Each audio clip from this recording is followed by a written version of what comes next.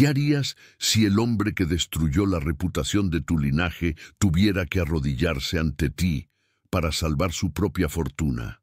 Catalina de Montero, nacida para el esplendor, pero despojada de él por la avaricia de su padre, jamás imaginó que esa pregunta dejaría de ser una fantasía cruel para convertirse en la realidad más dulce y peligrosa que jamás probaría.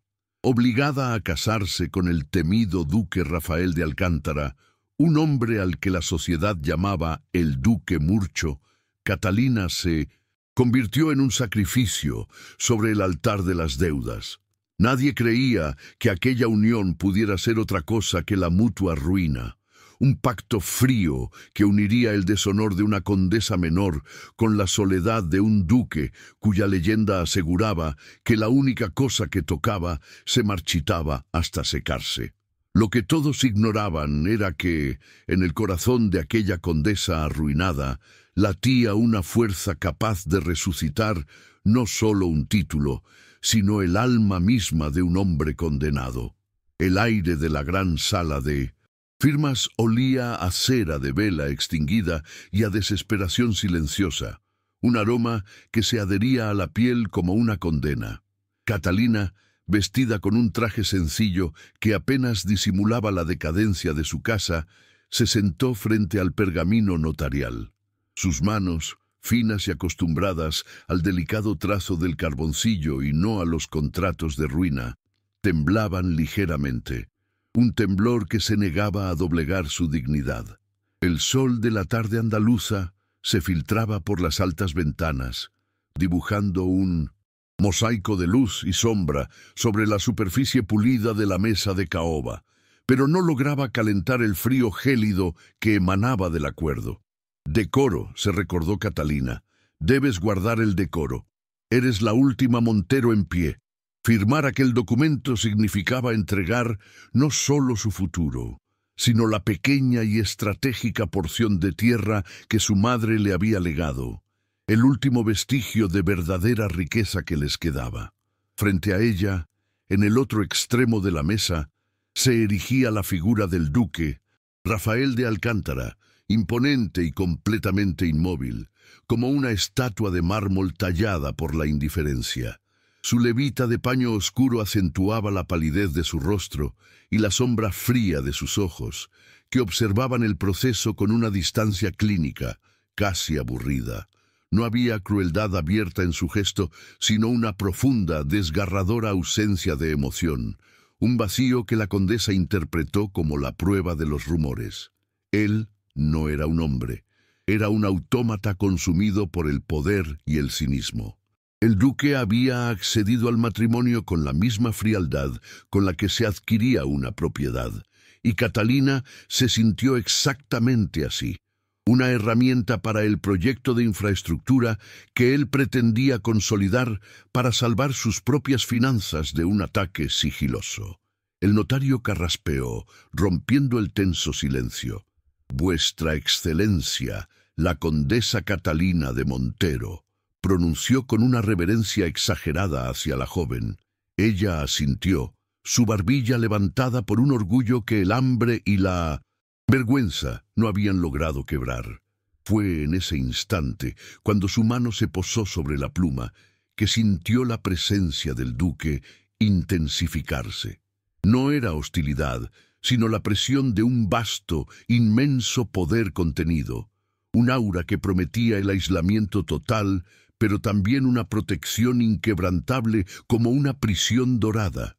¿Qué oculta esa coraza?, se preguntó, notando un relámpago fugaz de dolor en la mirada del duque antes de que se esfumara. Un mero segundo que, no obstante, sembró semilla de una curiosidad peligrosa. El conflicto se personificó con la entrada inesperada del barón Matías de Olmedo, cuya sonrisa aceitosa y su vestuario ostentoso contrastaban con la austeridad de los presentes. El barón era el acreedor secreto del conde Montero, la verdadera fuerza detrás de la ruina familiar, y su presencia allí no era más que un acto de triunfo despiadado. «Mis felicitaciones, mi querido duque. Una adquisición económica, pero útil, supongo, comentó el varón con una burla apenas velada, clavando sus ojos en Catalina. Este acto cruel fue el primer puñal que Catalina tuvo que soportar por causa de su unión. Se sintió humillada, reducida a un mero activo. Pero al alzar la vista, vio cómo el duque Rafael, sin mover un músculo, dirigía una mirada de hielo puro al varón, una mirada que contenía la promesa no de violencia, sino de una venganza estratégica que se serviría fría y sin prisa. El gesto protector del duque, aunque sutil y sin emoción aparente, fue el primer atisbo de algo más allá de la máscara. Catalina observó cómo el varón se retiraba con un temblor apenas perceptible, demostrando que, a pesar de su fama, el duque Murcho conservaba un poder silencioso que pocos se atrevían a desafiar. El varón Matías, impulsado por una envidia profunda del linaje Alcántara y un antiguo resentimiento por el rechazo de la hermana de Rafael, se había propuesto la ruina del duque, y Catalina y sus tierras eran simplemente el eslabón débil de la cadena. El duque, pensó Catalina mientras firmaba con un trazo firme, está en una guerra de ajedrez, y yo no soy un peón, sino una pieza que acaba de cambiar de bando. El peso de la honra de su linaje, ahora manchada, se trocaba por el peso de la supervivencia, la suya y la de su nuevo y temido esposo. La tinta se secó en el papel, sellando su destino. Catalina de Montero, la condesa arruinada, era ahora la duquesa de Alcántara, y su destino estaba irrevocablemente ligado al de un hombre que parecía incapaz de amar. El duque Rafael, por su parte, tomó el documento con una solemnidad que no se correspondía con la falta de calidez del rito. «Bienvenida a Alcántara, duquesa», murmuró, y aunque las palabras eran frías, la entonación era de una seriedad absoluta, una promesa implícita de que en adelante ella estaría bajo su protección inquebrantable. El acto catalizador inicial se precipitó cuando el duque, rompiendo toda formalidad aristocrática, le ofreció el brazo para salir. Al rozar su piel con él, terciopelo del guante, Catalina sintió una descarga eléctrica, un calor prohibido que desmintió inmediatamente la leyenda. Su toque no me marchita, me enciende, se dio cuenta con una punzada de terror y excitación. La llegada al castillo de Alcántara fue un evento sobrio, marcado por el eco de sus propios pasos en los vastos y oscuros salones que reflejaban la desolación interior de su nuevo esposo. El castillo no era un hogar, era una fortaleza, una armadura de piedra que el duque había construido alrededor de su herida. Las sombras danzaban en las galerías, iluminadas solo por la luz de candelabros que luchaban contra la oscuridad que parecía invadir cada rincón. Era un ambiente opresivo, elegante en su frialdad, que contrastaba brutalmente con el recuerdo de su pequeño, aunque arruinado, hogar en las afueras. Pero en el despacho del duque, un lugar prohibido para casi todos, Catalina notó un desorden sutil de mapas, proyectos de ingeniería y libros antiguos, la primera señal de que el duque Rafael era un hombre de acción y visión, no solo un aristócrata de sangre azul. El primer contacto forzado, breve y lleno de tensión, ocurrió en el pasillo principal. El duque, deteniéndose ante ella antes de retirarse a su ala privada, la observó con una intensidad que no le permitía ocultar ninguna emoción. «Nuestro matrimonio es un pacto de honor, no de afecto», declaró con su voz grave y controlada. «Usted cumplirá su parte, yo cumpliré la mía. No espero más». Catalina, enfrentando el desafío de sus ojos, respondió con una calma inesperada. «Mi duque, mi honor vale más que mi dote, y mi palabra es un cimiento más firme que el oro». Un atisbo de respeto cruzó el rostro del duque, el primer reconocimiento de su fuerza. La tensión entre ellos no era de aversión, sino de una curiosidad mutua, un desafío intelectual y emocional que trascendía los límites de su acuerdo. Aquella noche, sola en la inmensa alcoba matrimonial que se sentía tan fría como una tumba, Catalina no lloró. En lugar de eso, desplegó sobre la cama el diminuto mapa de su tierra, un pequeño trozo de pergamino que era la llave de su ruina y la única razón de su valor para el duque. Había algo vital que el duque Rafael, con toda su inteligencia estratégica, aún no había notado sobre ese terreno. Mientras repasaba con la punta del dedo los límites del viejo mapa, una pregunta se formó en su mente. ¿Qué pasaría si el duque temido se diera cuenta de que su esposa es más que un simple sacrificio, sino la única persona capaz de leer el plano de su propia salvación, y que el amor se convirtiera en un arma más poderosa que su propia frialdad? La respuesta a esa pregunta prometía empezar con la luz del amanecer. Los primeros días en Alcántara fueron una lección de contraste brutal y adaptación forzada. Catalina, con su formación de condesa venida a menos, observaba la rigidez de la alta sociedad que se movía dentro de los confines del castillo. Notó rápidamente la hipocresía que envolvía a los sirvientes, quienes la trataban con respeto formal ante la presencia del duque, pero con una sutil condescendencia en su ausencia, sabedores de la verdad sobre su dote arruinada. El lujo del castillo era innegable, con sus tapices flamencos y sus candelabros de cristal, pero el ambiente carecía de vida, estrangulado por el estricto protocolo impuesto por Rafael. Catalina, sin embargo, no se doblegó. En lugar de lamentarse, dedicó su tiempo a observar, a trazar mentalmente el mapa de aquella jerarquía, buscando la fisura, el punto de presión donde su propia inteligencia emocional pudiera encontrar una utilidad que fuese más allá de ser una mera esposa trofeo. Su primer pequeño acto de rebeldía fue empezar a dibujar bocetos de los jardines descuidados del castillo, un reflejo de su propia alma. El contraste entre Catalina y las pocas damas nobles que se atrevían a visitar el castillo era evidente, mientras ellas lucían encajes y joyas con una frivolidad que ella había olvidado.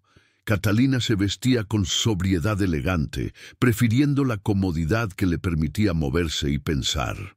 En una reunión formal, donde las conversaciones giraban en torno a trivialidades de moda y cotilleos, una marquesa comentó con sarcasmo sobre la falta de joyas de linaje de la nueva duquesa. Catalina, sin inmutarse, respondió con calma: «Mi joya más preciada, marquesa, es mi palabra. Se ha mantenido intacta a pesar de la ruina de mi padre, y vale más que todos los diamantes de Madrid». Su réplica digna y cortante silenció la sala y forzó el respeto en el rostro impasible del duque Rafael, que observaba la escena desde el umbral del salón. Aquel momento fue su primera victoria, la demostración de que su honor no podía ser comprado ni manchado. La rutina de Rafael era un reloj helado. Reuniones con administradores, visitas a la biblioteca y largas horas en su despacho, supervisando el ambicioso proyecto de infraestructura que dependía de la tierra de Catalina. Este proyecto, percibido por la nobleza como una simple expansión de su poder económico, era en realidad un sistema de irrigación vital para los campesinos de la comarca, un hecho que Catalina descubrió a través de un documento desechado. Esta verdad, oculta bajo el manto de la frialdad, fue la primera capa de su armadura que se desprendió ante los ojos de su esposa. Se dio cuenta de que el duque no era despiadado, sino un hombre cargado con el peso de la responsabilidad, un deber que lo obligaba a mantener esa fachada de dureza para proteger a los suyos, a pesar de que la sociedad lo tildaba de egoísta y sin corazón. Una tarde, Catalina se encontró en la biblioteca, fascinada por los antiguos mapas y tratados de ingeniería. El duque, al verla inclinada sobre un plano de carreteras, no la reprendió. Al contrario, su rostro se suavizó en una expresión de curiosidad contenida. —¿Le interesan las carreteras, duquesa? —preguntó con su voz baja, casi susurrada. Ella respondió con una honestidad desarmante. —Me interesa la tierra, mi duque. Es la única verdad inalterable que nos queda. Reveló entonces su habilidad de cartógrafa amateur, explicando cómo su madre le había enseñado a dibujar los contornos de la tierra con precisión. Él se acercó, y por primera vez no hubo hostilidad, sino la breve cercanía de dos mentes que reconocían un interés común. Rafael extendió un dedo, señalando un error en un cálculo del plano. Su aliento cálido rozó el cabello de Catalina, y la electricidad de 1970. Aquel contacto involuntario fue inconfundible. El duque, motivado por la inteligencia inesperada de su esposa, decidió permitirle el acceso a su despacho, el santuario de su poder y su dolor. Fue allí donde Catalina comenzó a desentrañar el misterio de su frialdad. Mientras revisaba documentos financieros, encontró un retrato pequeño y descolorido de una mujer, una antigua prometida, con la esquina rasgada. Al preguntarle con cautela, Rafael no se ofendió. Su respuesta fue seca y concisa, cargada de sufrimiento contenido. Una traición, duquesa. Me dejó por otro, llevándose una parte considerable de mi fortuna y mi reputación. Hizo que la sociedad creyera que yo estaba maldito. Desde entonces el afecto es un lujo que no puedo permitirme. Esta confesión, el primer indicio de su trauma, transformó la curiosidad de Catalina en una profunda y peligrosa empatía. Él no era el monstruo, era el traicionado. A partir de ese día, su dinámica cambió de un pacto frío a una asociación incipiente. Catalina comenzó a ayudarlo con la clasificación de los mapas y documentos relacionados con su proyecto hídrico, aportando una perspectiva fresca que él valoró en silencio. El duque, a su vez, le enseñó sobre las intrigas financieras de la nobleza, las complejidades de los títulos de tierra y cómo la honra podía ser comprada y vendida.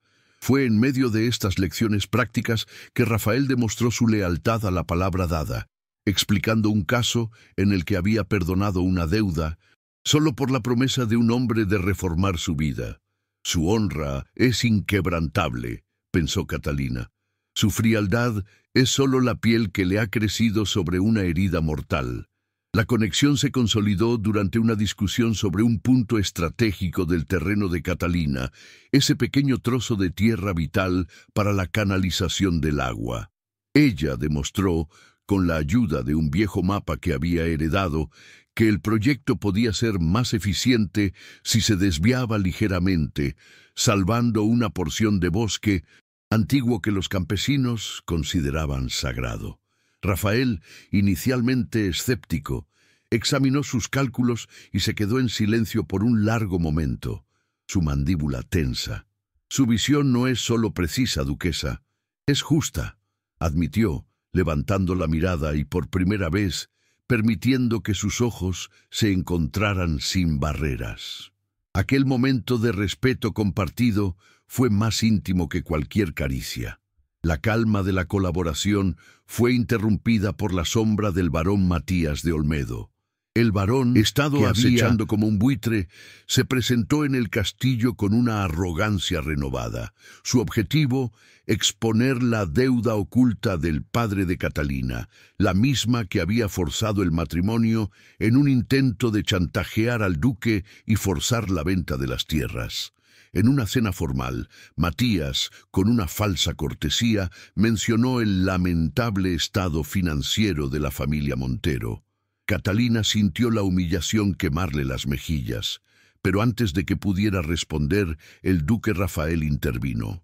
El estado financiero del conde Montero es un asunto de la familia Alcántara ahora, barón, declaró Rafael, su voz tan tranquila que era más aterradora que un grito. Y la honra de mi esposa está por encima de cualquier deuda.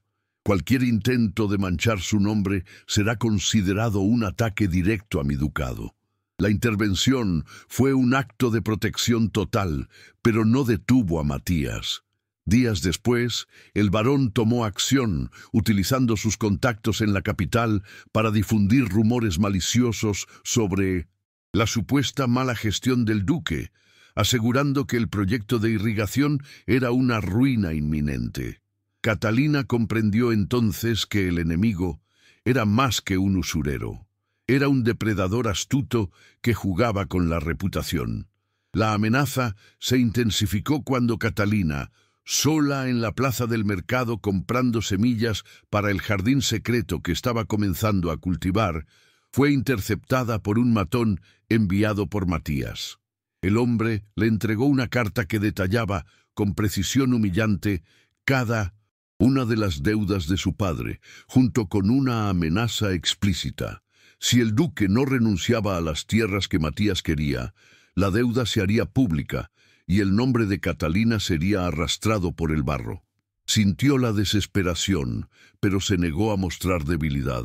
Rompió la carta con firmeza y se dirigió directamente al despacho de su esposo con la frente en alto. Al entrar en el despacho, encontró al duque de pie, contemplando la noche. Él ya sabía de la carta. Su red de información era implacable. «El varón es un necio», dijo Rafael sin voltearse, «pero sus métodos son efectivos. Está intentando desestabilizarme públicamente. He de enfrentarlo con mi propia reputación». Catalina se acercó y con una mezcla de valentía y piedad se atrevió a tocar ligeramente su hombro, el primer contacto físico intencional que ella iniciaba. «Mi duque, no me proteja solo con su reputación, sino con la verdad. Permítame ayudarlo a buscar un error en su plan, algo que haya pasado por alto. Somos socios en esta guerra». El duque se volvió y por primera vez su rostro mostró una vulnerabilidad abierta. «Usted no comprende el costo, Catalina. Si el varón triunfa, seremos ambos despojados, usted por mi culpa». Confesó entonces un secreto que había guardado celosamente. Su proyecto de irrigación estaba financiado con fondos de emergencia que estaban destinados a un plan de apoyo a los huérfanos de la comarca, un compromiso de su difunta madre. Si el proyecto fallaba, la comunidad sufriría una doble tragedia. Este secreto, su dívida oculta, cimentó la convicción de Catalina. Su duque era un hombre de honor, no un tirano, y ella lucharía a su lado. La condesa, ahora duquesa, comenzó a trabajar frenéticamente, utilizando su talento con la cartografía para revisar cada documento de la propiedad. Noche tras noche, la tenue luz de la lámpara de aceite los encontraba a ambos en el despacho, inmersos en planos y pergaminos, unidos por la tensión del peligro y la intimidad del trabajo de compartido. Era en esos momentos de silencio laborioso, donde sus manos se rozaban accidentalmente sobre un mapa, que la tensión romántica crecía de forma insoportable. Ella se dio cuenta de que lo amaba, no al duque temido, sino al hombre honorable y herido que luchaba por su pueblo. En medio de una de estas noches, Catalina descubrió un antiguo derecho de paso sobre la tierra en el límite de la propiedad de Matías. Un detalle crucial que la duquesa se dio cuenta que Matías había intentado ocultar. Era una información que cambiaba las reglas del juego. Sin embargo, en el momento de contárselo a Rafael, la preocupación en su rostro por el peligro que la acechaba la detuvo. Rafael la tomó por los hombros, sus ojos fijos en los de ella. «Mañana nos enfrentaremos a Matías, pero antes necesito que sepa que gane o pierda, mi respeto por su honor es absoluto». Su voz tembló ligeramente. El duque estaba al borde de una revelación emocional, y Catalina se preguntó con el corazón palpitando, ¿qué revelación, más allá del respeto, estaría a punto de salir de los labios del duque Murcho en un momento en que el peligro era inminente? El barón Matías de Olmedo Sintiendo que su tiempo se agotaba y que la incipiente unión de los Alcántara podría frustrar su plan, ejecutó su movimiento más vil y calculador. Utilizó a su socio banquero en la capital para publicar extractos manipulados de las deudas del conde Montero, haciendo parecer que el matrimonio de Catalina no había sido un acuerdo legal, sino una venta de favores para encubrir una insolvencia criminal. Esta acción no solo deshonró públicamente a Catalina, sino que también puso en tela de juicio la integridad del duque Rafael, sugiriendo que estaba usando a su esposa como un escudo para transacciones cuestionables. La noticia se esparció por Madrid como un fuego incontrolable, manchando el apellido Montero hasta el punto de la ignominia social y afectando la credibilidad financiera del ducado de Alcántara. Las consecuencias fueron inmediatas y devastadoras. Varios inversores menores del proyecto de irrigación, aterrorizados por el escándalo y asusados por los rumores de Matías, retiraron su apoyo financiero, paralizando la obra y dejando a cientos de campesinos en la incertidumbre. Catalina presenció el momento en que un grupo de administradores, hombres que habían servido fielmente a la casa Alcántara durante años, se atrevieron a cuestionar la idoneidad del duque para manejar la crisis. Rafael los despidió con su habitual frialdad, pero Catalina notó la tensión en sus manos, un temblor casi imperceptible que delataba la herida bajo la armadura. El sistema, corrupto y voraz, había encontrado su debilidad y la estaba explotando sin piedad. La crueldad de Matías alcanzó su punto álgido cuando organizó una cena de caridad a la que toda la nobleza fue obligada a asistir, transformándola en la arena de la humillación de Catalina. Al entrar ella en el salón, vestida con la sobriedad que su situación permitía, Matías se acercó y con una sonrisa de depredador alzó su copa haciendo un brindis público por el sacrificio de la condesa. Por la condesa Montero, cuyo valor es tan grande que ha ofrecido su honra para pagar las deudas de su linaje. La sala se llenó de risas sofocadas y cuchicheos venenosos. Catalina sintió las miradas como dagas clavándose en su espalda, y por un momento la fuerza de su dignidad flaqueó ante la inmensidad de la injusticia. La heroína se encontró aislada. Incluso las pocas damas que habían mostrado simpatía por ella, temiendo ser arrastradas al escándalo, se alejaron, dejando un vacío palpable a su alrededor. Se vio forzada a retirarse a un pequeño salón de lectura donde el silencio era su único aliado, sus ojos fijos en la lluvia que golpeaba las ventanas, un reflejo de la tormenta que arrasaba su interior. La condesa entendió que el varón no solo quería las tierras, quería destruirla moralmente, dejarla sin más refugio que la fría protección del duque, reforzando la idea de que ella no era más que una carga. En ese momento de soledad absoluta, la injusticia se sentía como una losa de piedra sobre su pecho. Mientras estaba sola, la voz de su conciencia le recordó el valor de su madre, quien siempre le había enseñado que la dignidad se forja en el fuego de la adversidad. No llores por lo perdido, lucha por lo que queda, resonó en su mente. Cerró los ojos, permitiéndose un único suspiro profundo de debilidad, inmediatamente seguido por una oleada de rabia gélida.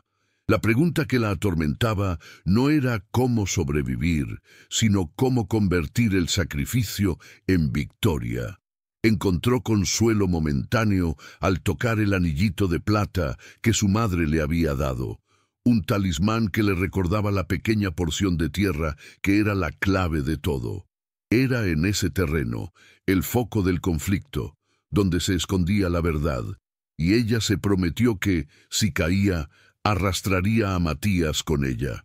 Horas después, al regresar al castillo en el carruaje, la tensión entre Catalina y Rafael era palpable. Él mantenía la máscara de piedra, pero sus ojos oscuros la escudriñaban constantemente, como si quisiera asegurarse de que ella no se había roto. La duquesa, por primera vez, no pudo sostener la compostura. Al entrar a su alcoba, se permitió el colapso, no un llanto ruidoso, sino lágrimas silenciosas y furiosas que rodaban por sus mejillas. El mundo había sido cruel, y el precio de su honra había sido demasiado alto. Se dejó caer sobre el frío terciopelo del diván, sintiendo el peso de la vergüenza familiar y la absoluta desesperanza de estar atada a un hombre que, aunque la protegía, no parecía capaz de ofrecerle una palabra de afecto verdadero. Esa noche, la duquesa se vio sin salida. Matías había orquestado el colapso financiero de tal manera que cualquier movimiento del duque para salvar el proyecto de irrigación parecería un intento desesperado de ocultar su propia mala gestión. Los aliados, temerosos, se habían esfumado en la niebla de la intriga social. La reflexión de Catalina se centró en la injusticia. El duque, que secretamente estaba salvando a la comunidad, era vilipendiado, mientras que el varón, el verdadero depredador, se movía impune en la alta sociedad. Se preguntó si el precio de la justicia era, para los nobles, siempre la total ruina personal.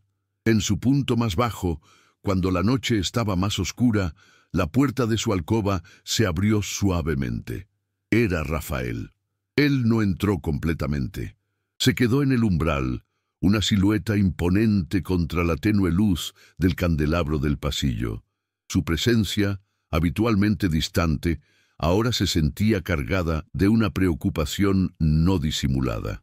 Al ver las lágrimas secas en el rostro de Catalina, dio un paso adelante, rompiendo la invisible barrera que siempre había mantenido. No hubo palabras, solo el silencio de la compasión genuina. Rafael se sentó a su lado, manteniendo una distancia respetuosa, pero su mano se extendió lentamente, deteniéndose, justo antes de tocar su rostro. «Lamento lo que ha sufrido, duquesa», dijo con una voz áspera, poco acostumbrada a la ternura. «Le prometo que Matías pagará, pero necesito que entienda que esta es una lucha que debo ganar solo. Mi deber es protegerla de mi propia ruina». Catalina, secando sus lágrimas con el dorso de la mano, resistió la oferta. Su orgullo se negaba a ser una mera espectadora protegida. «Mi duque, usted me compró como una propiedad para salvar su fortuna. Permítame ser más que eso», replicó Catalina con una intensidad que lo sorprendió. «Si me aísla de su guerra, me mata de otra forma. Déjeme ser su socia. Comparta la carga». Su resistencia fue la demostración de la fuerza que él había intuido. Rafael, observando la determinación inquebrantable en sus ojos, se rindió. Confesó entonces un segundo secreto crucial que había estado guardando. Él había salvado el honor de su padre, el conde, de un escándalo de apuestas años atrás. La aceptación de este matrimonio, aunque parecía fría, había sido en parte el pago de una deuda de honor. El duque la había aceptado para protegerla, no solo para usarla. El acuerdo tácito se selló no con un beso, sino con un gesto de confianza estratégica. Rafael le entregó una llave, la llave de un cofre que contenía todos los documentos de propiedad del ducado. «Tome esto, duquesa. Si el varón logra arruinarme, todo lo que quede es suyo. No permitiré que el nombre de Montero sea destruido 2 veces por mi causa». Catalina tomó la llave, sintiendo el peso del metal frío y, más aún, el peso de su confianza. «Él está dispuesto a sacrificar su fortuna para salvar mi honor», pensó, sintiendo que el amor que había comenzado como una chispa de curiosidad se convertía en una llama devoradora. El duque se preparó para un inminente enfrentamiento legal con Matías. Estaba dispuesto a usar su poder y el último de sus recursos financieros para contrarrestar el escándalo, aunque el costo fuera su propia ruina y el fracaso del proyecto. Pero Catalina, al revisar los viejos documentos que Rafael le había confiado, encontró la pieza crucial que había estado buscando: un pequeño mapa, dibujado a mano por un antiguo topógrafo del siglo XVII, que revelaba un derecho de uso sobre el agua que Matías había estado ocultando para asegurar el control de las tierras. La condesa, con el corazón latiéndole con una mezcla de pánico y euforia, cotejó el mapa antiguo con sus propios bocetos y con los planos del proyecto de irrigación. La verdad era irrefutable. La posición estratégica que Matías había estado reclamando con falsedad sobre sus tierras era una mentira legal, pues el antiguo derecho de paso probaba lo contrario. Este descubrimiento fue la catálisis que necesitaba su arco. La duquesa dejaba de ser la protegida para convertirse en la estratega. La habilidad de Catalina, la cartografía, que la nobleza consideraba un pasatiempo inútil, se convertía en la única arma capaz de salvar el ducado. Catalina se dirigió apresuradamente al despacho, donde el duque firmaba documentos con una expresión de sombría resignación. Estaba a punto de comprometer el último de sus fondos para una defensa que, en el mejor de los casos, sería pírrica. «¡Deténgase, mi duque!», exclamó ella, la voz firme a pesar de la emoción. Extendió el pergamino amarillento sobre la mesa, señalando la línea sutil trazada por el topógrafo. «El barón no puede reclamar esas tierras. Este antiguo derecho de paso lo anula. Él ha cometido un fraude. La justicia está de nuestro lado, pero requerirá de un riesgo total y de su confianza absoluta». Rafael levantó la mirada, el asombro en su rostro rompiendo por completo su máscara habitual. Se acercó al mapa, siguiendo con sus ojos expertos el trazado que ella señalaba. La evidencia era innegable. El barón Matías había construido su ataque sobre una mentira legal, contando con que nadie en la casa Alcántara se molestaría en desenterrar pergaminos tan antiguos. El duque entendió que su esposa no era solo una consorte, era su salvación. La dinámica de poder se invirtió por completo. El hombre temido ahora dependía enteramente de la condesa arruinada para su supervivencia y la de su ducado. El riesgo que propuso Catalina era audaz. En lugar de defenderse de la humillación, debían atacar, debían fingir la aceptación de la derrota, dejar que Matías creyera que el duque estaba al borde de la quiebra y que Catalina se había resignado. Solo en el momento culminante, cuando Matías intentara sellar su victoria, revelarían el antiguo derecho de uso. Era una estrategia que exigía nervios de acero, una actuación social impecable y una sincronización perfecta. «Mi duque, la única forma de salvarnos es confiando en mi amor y en mi mapa. ¿Me da su permiso para la guerra?», preguntó ella, sus ojos brillando con la luz de una determinación feroz. El duque, dejando a un lado la pluma y los documentos de ruina inminente, contempló a la mujer frente a él. Había entrado en su vida como un sacrificio, pero se había revelado como una estratega brillante, una igual. El miedo a ser traicionado se disipó ante la evidencia de su lealtad y su inteligencia. Se atrevió a tomar su mano, el primer gesto de afecto no profesional que intercambiaban. El contacto fue un bálsamo para su alma herida. «Tiene mi permiso, duquesa», murmuró Rafael, «y mi fe.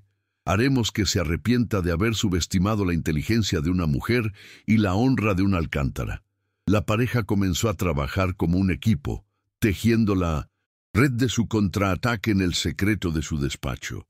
Mientras Matías se regodeaba en la plaza pública, creyendo que su victoria era segura, el duque y la duquesa se movían con una calma estudiada, sembrando la impresión de que estaban resignados. Catalina, usando su habilidad para el dibujo, creó una réplica del mapa antiguo, lo suficientemente convincente para ser usada como prueba, pero guardando el original para el momento de la verdad.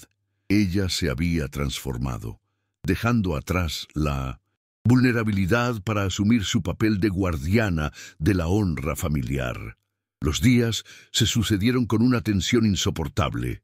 Catalina se sentía como una actriz en una obra de teatro, obligada a sonreír y a asentir mientras la nobleza la compadecía. Rafael, por su parte, se mostraba distante y sombrío, reforzando la imagen del duque Murcho al borde del colapso. Esta proximidad forzada, este compartir el secreto y el peligro, encendió la atracción que habían intentado sofocar. Fue en un instante fugaz, al pasar un documento, que sus rostros se acercaron demasiado. Sus labios casi se encontraron en un momento de necesidad absoluta, interrumpido solo por el sonido de la campana que anunciaba la llegada de un mensajero.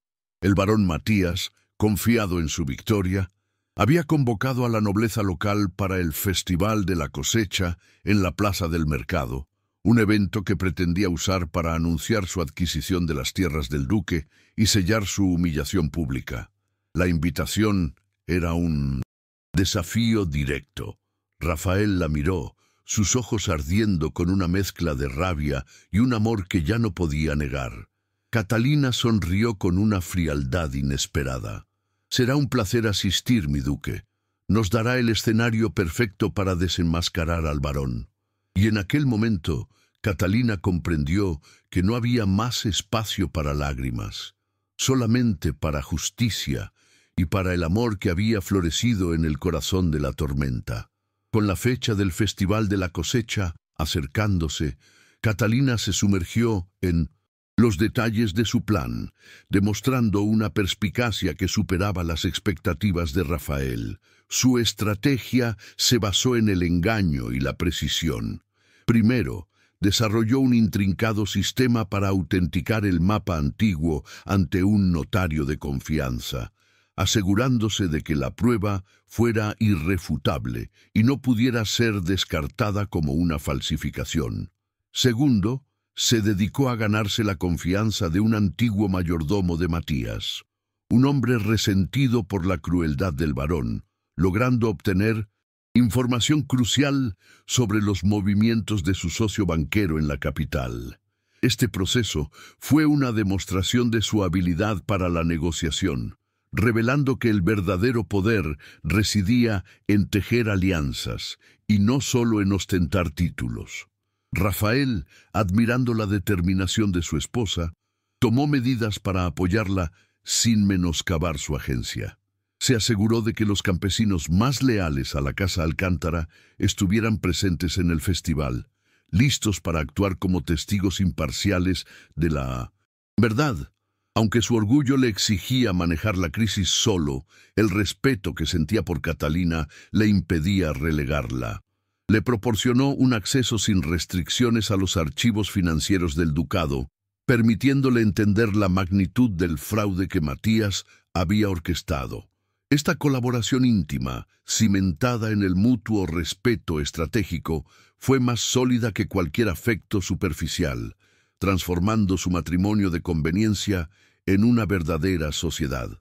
Las primeras pequeñas victorias llegaron cuando Catalina, basándose en la información del mayordomo, interceptó una carta dirigida a Matías, en la que su socio banquero le exigía garantías adicionales, dudando de la supuesta ruina total de Alcántara.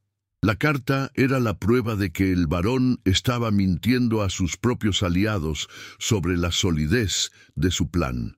Catalina utilizó esta información sutilmente, haciendo circular entre la servidumbre el rumor de que el barón estaba perdiendo la confianza de la capital, lo que sembró la primera semilla de duda en el círculo interno de Matías.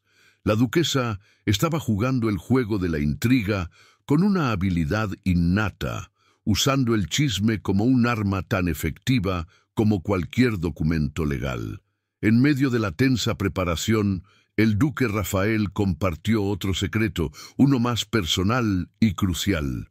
Sentados en el despacho, él le confesó que su proyecto de irrigación no solo era para la comunidad, era una promesa que le había hecho a su difunta hermana, quien había muerto de una enfermedad causada por la escasez de agua potable en la comarca.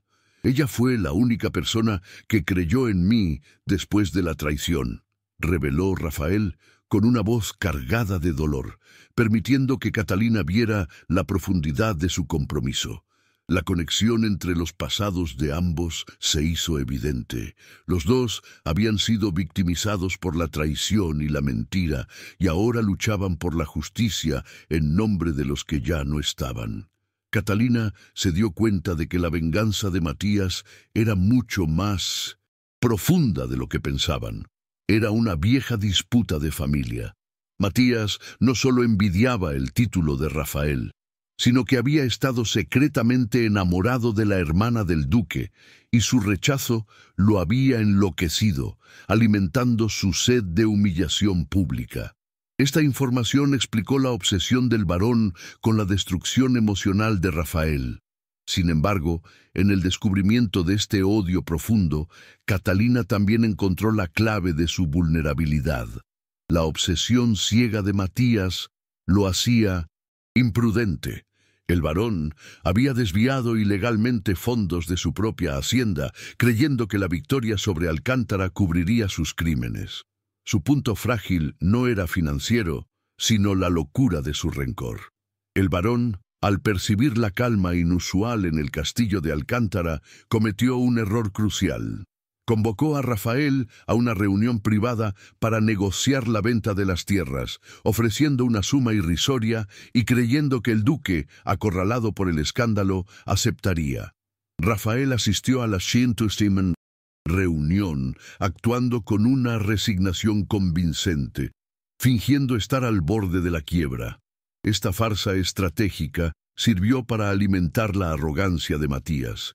Mientras el duque estaba con el varón, Catalina, siguiendo un plan meticulosamente trazado, se coló en el despacho del varón y con rapidez y precisión tomó una muestra de su escritura, necesaria para probar la autoría de una carta comprometedora. La heroína enfrentó una complicación inesperada. Un nuevo obstáculo surgió en forma de un antiguo capataz del ducado, ahora sobornado por Matías, que amenazaba con exponer un detalle menor y fácilmente manipulable sobre la mala contabilidad del difunto padre de Rafael. La amenaza era pequeña en sustancia, pero Matías la usaría para desacreditar la honra de Rafael justo antes del festival. Catalina tuvo que actuar rápidamente. En lugar de confrontarlo, lo abordó con empatía, revelando la traición que Matías estaba tramando contra él mismo. La duquesa, en un acto de justicia, le ofreció una oportunidad de redención, no de perdón, a cambio de su silencio. La tensión romántica entre los protagonistas se intensificó exponencialmente en la víspera del festival.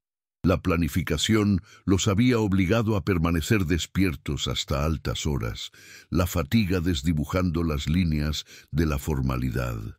Rafael estaba revisando el discurso que daría, un discurso de aparente rendición, cuando Catalina se acercó para corregir una frase. Sus ojos se encontraron, y la gravedad del momento. Miedo al fracaso, la intensidad del trabajo compartido, la certeza de la muerte social que los esperaba si fallaban, los hizo ceder al deseo.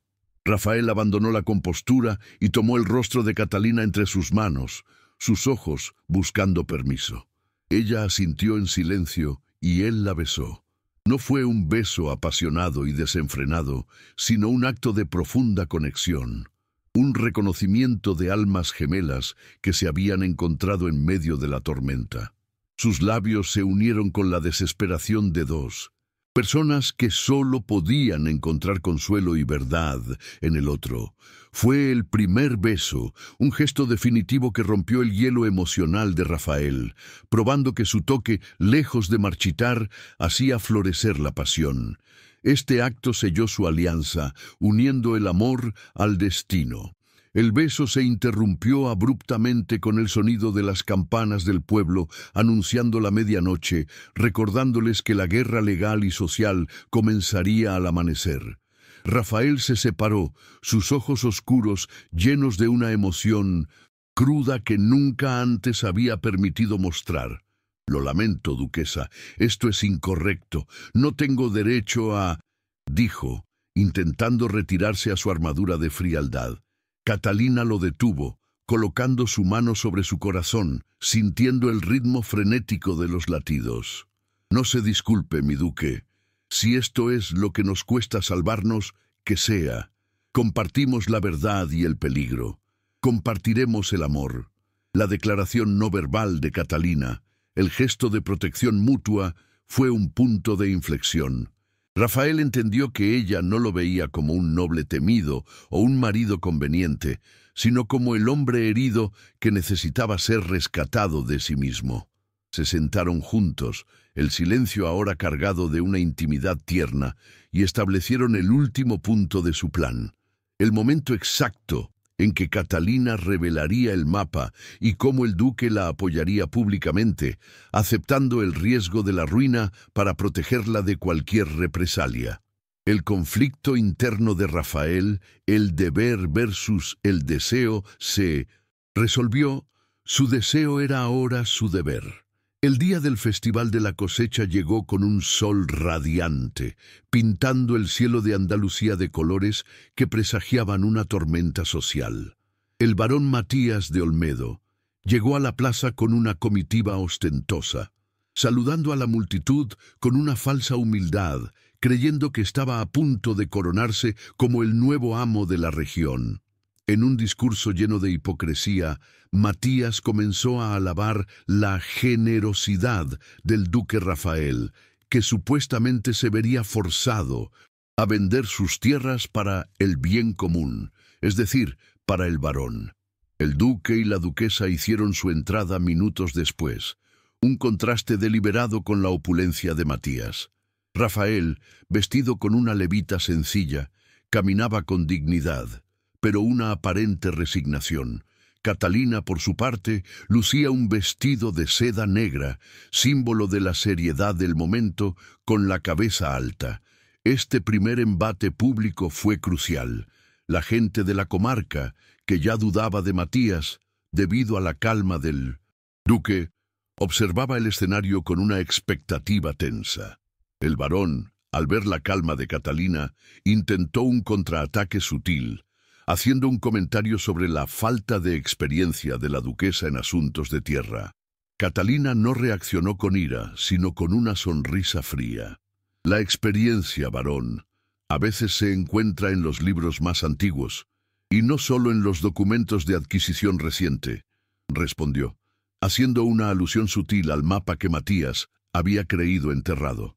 La respuesta, elegante y punzante, fue una demostración de su nueva posición de fuerza. Matías intentó retomar el control, pero la semilla de la duda ya estaba sembrada entre los testigos, quienes comenzaron a susurrar sobre la inteligencia inesperada de la condesa. La tensión aumentó cuando Matías, visiblemente irritado, sacó los documentos de la deuda del padre de Catalina, el papel que había usado para forzar el matrimonio, y comenzó a leer los detalles humillantes en voz alta. El público se quedó en silencio, temiendo la vergüenza de la duquesa. Fue un momento de máximo peligro, la caída total que Matías había orquestado. En ese instante, Rafael rompió su máscara. Se adelantó, no para silenciar al barón, sino para tomar la mano de Catalina. «Las deudas del pasado de la duquesa son mis deudas, y mi honor es el suyo», declaró, el gesto de la mano fuerte y protector. El barón, creyendo tener la ventaja moral, se preparó para el golpe final, la firma del documento de transferencia de tierras. Creía que Rafael se había rendido, pero mientras Matías se regodeaba, Catalina deslizó la réplica del mapa a un notario neutral. Matías, al ver el pergamino amarillento, palideció, pero asumió que era una última y desesperada falsificación. Se rió con desdén, minimizando el descubrimiento de la duquesa y preparándose para firmar el documento de adquisición. El plan de Catalina estaba listo para la ejecución final. Había conseguido las pruebas de la avaricia del barón, había desenterrado el mapa antiguo y, lo más importante, había ganado la confianza y el amor de su esposo. Ella se había transformado no en una mujer fuerte a pesar de su amor, sino gracias a él, usándolo como fuente de coraje. El duque, al ver la determinación inquebrantable en los ojos de Catalina, le dio un asentimiento casi imperceptible, el permiso para que ella diera el golpe final. La calma antes de la tormenta se instaló sobre la plaza, un silencio cargado de historia. Matías, listo para firmar, sintió una satisfacción desmedida. No sabía que el verdadero momento de la justicia no dependía de su pluma, sino de la voz de la mujer que había intentado destruir. El amor de Rafael por ella era ahora su escudo más fuerte y el arma más afilada contra el varón. Catalina dio un paso al frente, interponiéndose entre el duque y el varón, capturando la atención de todos los presentes. Estaba a punto de revelar no solo la verdad del mapa, sino también la verdad sobre el varón Matías, el depredador que había manipulado a toda la comarca. La duquesa se convirtió en la encarnación de la justicia que la nobleza había olvidado. El duque Rafael, observando a su esposa en el centro de la atención, sintió una mezcla de terror y orgullo. Ella estaba a punto de arriesgar todo lo que tenían. Ella sonrió, una sonrisa cargada de poder tranquilo. El momento del ajuste de cuentas ha llegado, pensó, mientras el sol de mediodía bañaba la plaza. La noche del baile sería la última vez que nadie dudaría de quién era Catalina de Alcántara. El Festival de la Cosecha, en la plaza central de la comarca, se había transformado de una celebración agrícola en un tribunal social, un escenario público donde el destino del ducado de Alcántara se jugaría a la vista de todos. El ambiente estaba cargado de una expectativa tensa, el aire quieto y pesado bajo el sol andaluz, mientras la multitud de campesinos y nobles observaba en silencio. Matías de Olmedo, exultante, esperaba la firma final que consolidaría su victoria. La llegada dramática de Catalina al centro de la plaza, con una calma soberana que desmentía su aparente ruina, hizo que los cuchicheos cesaran. Ella no era la condesa arruinada, era la duquesa de Alcántara, y su presencia transformó la humillación en un acto de fuerza. Catalina se acercó a la mesa de firmas, su mirada fija en el varón Matías, que intentaba disimular su nerviosismo con una sonrisa forzada. El duque Rafael se colocó firmemente a su lado. Su gesto de apoyo público fue la primera gran elección costosa. Al unirse a su esposa en el centro de la controversia, Rafael arriesgaba no solo su fortuna, sino el respeto de los nobles que valoraban el decoro por encima de la justicia. La duquesa, en lugar de discutir sobre la deuda de su padre, se dirigió directamente al corazón del conflicto, la tierra y el agua. «Varón Matías», comenzó Catalina, su voz clara y firme, amplificada por el silencio expectante. «Usted reclama estas tierras vitales para el proyecto de irrigación basándose en un supuesto derecho de propiedad que es falso». La duquesa desplegó sobre la mesa el antiguo mapa, la réplica dibujada con su propia mano, junto al documento notarial que autenticaba su validez histórica. La multitud se inclinó para ver el pergamino amarillento. «Este mapa, varón, es de 1680. Establece un antiguo derecho de uso que anula cualquier reclamación de propiedad exclusiva sobre el suministro de agua. Su plan para desviar el río para su propio beneficio es ilegal y fraudulento», declaró Catalina, revelando el conocimiento que Matías creía enterrado. El varón intentó interrumpirla, su rostro púrpura de ira, pero la duquesa no le dio oportunidad, manteniendo el control de la escena. Matías intentó defenderse, su voz estridente, asegurando que el mapa era una falsificación desesperada. «Es una mentira tejida por una condesa en bancarrota para encubrir la vergüenza de su padre», gritó. Pero Catalina, anticipando la negación, desveló su segunda prueba, La interceptada de su socio banquero, que revelaba que Matías había estado mintiendo a sus propios aliados sobre la solidez financiera de su plan. Usted, varón, no quería estas tierras por necesidad, sino por envidia y avaricia. Estaba dispuesto a arruinar a 2 familias y a dejar sin agua a cientos de familias. El shock fue palpable, ya que la revelación expuso no solo un fraude legal, sino una profunda traición moral.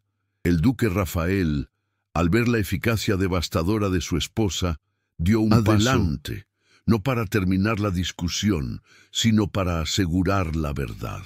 Sacó de su levita el mapa original y el documento de transferencia que el barón Matías había preparado. Rompió el documento de Matías por la mitad, un gesto de desprecio total por la farsa del varón. Aquí está la prueba de la avaricia, y aquí está la prueba de la verdad, dijo Rafael, mostrando el mapa original que Catalina había usado. Su acción fue un apoyo irrestricto, confirmando la declaración de su esposa y destruyendo cualquier duda sobre su lealtad a ella y a la justicia. El barón Matías, acorralado y expuesto, hizo un último intento desesperado, invocando la deuda de honor del padre de Catalina. Aunque el mapa sea real, ella es una esposa comprada. Su padre me debe y esa vergüenza la arrastrará, exclamó, buscando desacreditar a Catalina en el ámbito moral. Fue entonces cuando Catalina jugó su carta final, la que solo ella podía revelar. La deuda de mi padre no está en la casa Alcántara, varón. Está en 1200 en la casa de Montero. Con calma, Catalina reveló un tercer documento que había negociado en secreto. Ella, utilizando un pequeño capital que había heredado de su madre y que Matías desconocía, había comprado la deuda de su propio padre al socio banquero de Matías en la capital justo antes del festival, por una suma nominal. La deuda no es de usted, varón, es mía, y el acuerdo de mi padre con usted es nulo. Esta revelación pública de su inteligencia financiera y su autonomía estratégica, golpe de gracia. El barón Matías perdió el control. Sus argumentos se desmoronaron ante la evidencia de su propia manipulación y la astucia de Catalina. Las consecuencias fueron inmediatas e implacables. Los campesinos, testigos de la verdad y agradecidos por la salvación del proyecto de irrigación, comenzaron a vitorear a la duquesa. El notario neutral, forzado a reconocer la validez de los documentos presentados por Catalina, declaró la anulación de cualquier reclamación del barón. Matías, vencido y humillado, fue despojado de toda credibilidad social y financiera.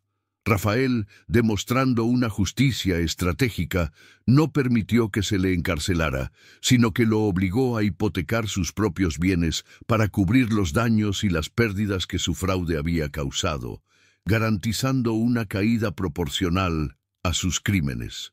Matías intentó huir, tropezando con los adoquines de la plaza, su dignidad hecha pedazos. Un momento de silencio se instaló. Luego, el duque Rafael se dirigió a la multitud. El barón Matías de Olmedo ha perdido la honra y el respeto. La duquesa Catalina, mi esposa, ha demostrado que la verdadera nobleza reside en la inteligencia, la lealtad y la defensa de los más vulnerables. La elección de Rafael de honrar a Catalina públicamente y de manera tan rotunda fue su momento de entrega total, un gesto que valió más que cualquier título o riqueza. Las campanas de la iglesia de la comarca comenzaron a sonar, celebrando el momento de la justicia. El duque tomó el rostro de Catalina entre sus manos, sus ojos fijos en los de ella, sin importarle la multitud que los observaba. Ha salvado mi ducado, mi honor y, lo más importante, mi alma, susurró Rafael con una voz que solo ella podía escuchar. Mi toque ya no está maldito, es bendito por usted. En ese momento, ante la inmensidad de la multitud, el duque Rafael selló su amor y compromiso. Yo, Rafael de Alcántara, declaro públicamente que mi esposa, Catalina, no es solo mi duquesa por ley, sino mi igual en corazón. Él la besó de nuevo, este beso lleno de la pasión recién descubierta y la promesa de un futuro juntos, un gesto público de unión que rompió para siempre la fría fachada del duque Murcho. La gente de la comarca, conmovida por la declaración y la superación de la adversidad, vitoreó a la pareja, aceptándolos no solo como sus gobernantes, sino como sus protectores. Juntos, duque y duquesa anunciaron la reanudación inmediata del proyecto de irrigación, ahora financiado con los bienes incautados a Matías y con los fondos que Catalina había asegurado al comprar la deuda de su padre. El último obstáculo, la falta de financiación, había sido superado por la inteligencia de Catalina. Las consecuencias inmediatas se establecieron. El agua fluiría para los campos. Pero la verdadera victoria no estaba en la caída de Matías, sino en lo que Catalina y Rafael construirían después, un legado de justicia y esperanza para la región. Al final del día, mientras la multitud se dispersaba, sentimiento de esperanza y renovación llenaba el aire. El matrimonio, que había comenzado como un pacto de desesperación, se había convertido en un faro de la posibilidad de que el amor verdadero pudiera triunfar sobre la intriga y la avaricia. El duque, al mirarla, ya no veía a la condesa arruinada, sino a la mujer que había desmantelado su armadura y reconstruido su vida. Catalina y Rafael dejaron la Plaza de la Mano con la promesa de que, en adelante, gobernarían juntos. El sol se ponía, tiñendo el cielo de naranja y dorado, colores de promesa. La frialdad del castillo de Alcántara había sido reemplazada por el calor de un amor que había superado la prueba de la humillación pública. La justicia se había servido con una elegancia que el barón Matías jamás podría haber comprendido. El destino final del barón Matías de Olmedo fue un ejemplo de justicia proporcional. Obligado por la ley y la presión social a pagar la hipoteca que cubría las pérdidas del ducado, se encontró despojado de gran parte de su fortuna y, lo que era más doloroso para él, de su estatus social.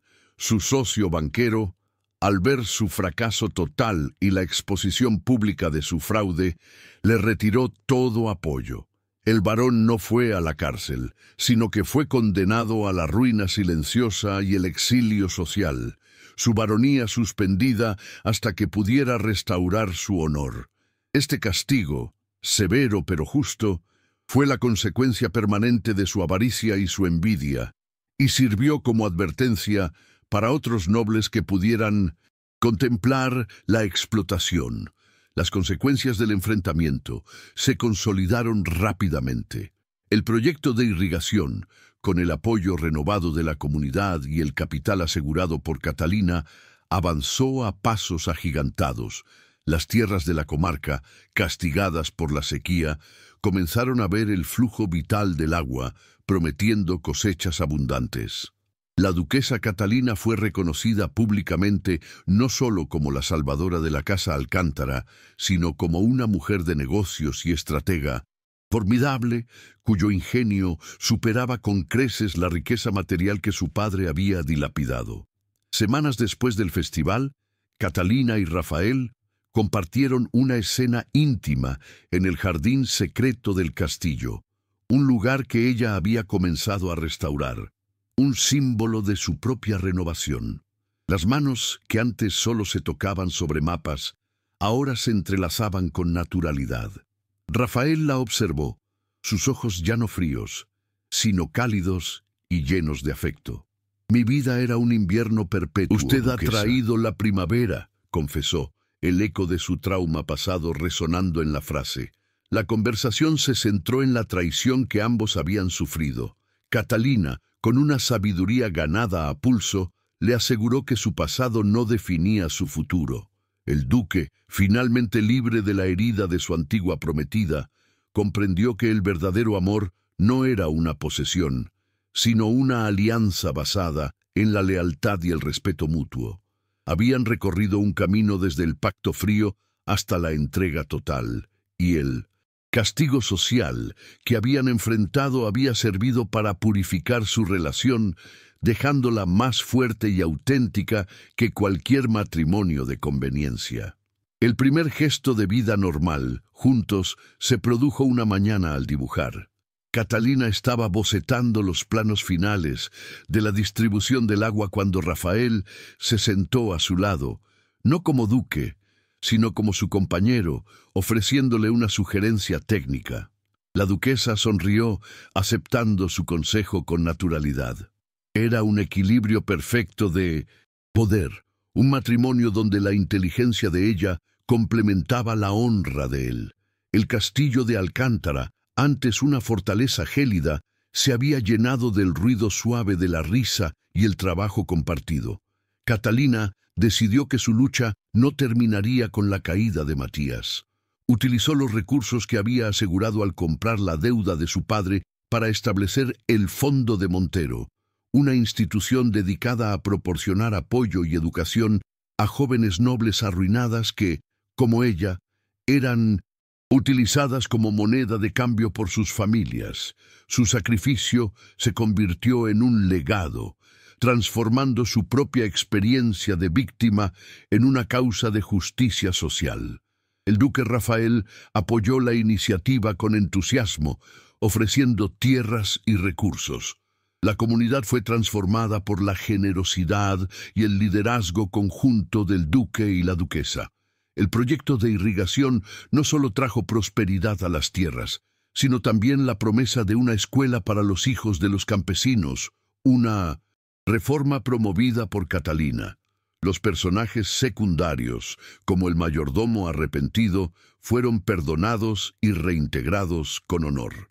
La gente de la comarca vio en la pareja un modelo de gobernanza justa, donde el poder y la riqueza servían al bien común y no a la explotación. Un año después, la escena final los encontró en las tierras que habían sido el centro del conflicto. El paisaje había cambiado drásticamente. Los campos, antes secos y polvorientos, estaban ahora verdes y productivos, regados por el sistema que ellos habían salvado. El duque y la duquesa caminaban de la mano, con la misma seriedad pero con una alegría evidente. Catalina sonreía al ver a los campesinos trabajar la tierra. Ella llevaba ahora el antiguo anillo de matrimonio del ducado, que antes le parecía una cadena y ahora era el símbolo de su fuerza. La pareja se detuvo junto a la pequeña capilla privada que Catalina había restaurado con sus propios diseños. Rafael, el hombre que había jurado no volver a amar, se volvió hacia ella, sus ojos fijos en el horizonte donde el sol de la tarde besaba los campos irrigados. Habían superado la adversidad, no con poder bruto, sino con la inteligencia y la lealtad. El linaje Alcántara, antes temido por su frialdad, era ahora respetado por su honor y su humanidad. Indicando la continuidad y el futuro, la duquesa reveló en una cena privada que el Fondo de Montero pronto abriría una sede en el ala menos utilizada del castillo, un símbolo de que el poder del ducado se enfocaría en la justicia social. Mientras se preparaban para retirarse, Rafael tomó el rostro de Catalina con ambas manos, un gesto que se había convertido en su forma de confirmar la verdad. El duque la miró con una intensidad que era la antítesis de su frialdad inicial. Nunca olvidaré el día en que firmó ese contrato. Pensé que compraba una tierra. En realidad, compraba una salvación, dijo Rafael con una ternura profunda. Mi corazón murcho ha florecido. Todo por tu toque, mi duquesa. La frase final, que ecoaba el gancho inicial, selló la transformación de su relación, cerrando el círculo de la narrativa con una nota de esperanza realista y la promesa de una vida de amor como socios iguales. Catalina sonrió, apoyándose en el hombro de su esposo mientras observaban el vasto y fértil ducado. Habían comenzado como el sacrificio y el temido, pero habían terminado como la encarnación de la justicia y el amor verdadero. La historia de Catalina y Rafael no era la de sino la de una alianza, donde el honor se recuperaba con la inteligencia y la nobleza se demostraba con la compasión. El toque que supuestamente marchitaba lo había devuelto a la vida, creando un legado que se extendería más allá de las fronteras de su ducado.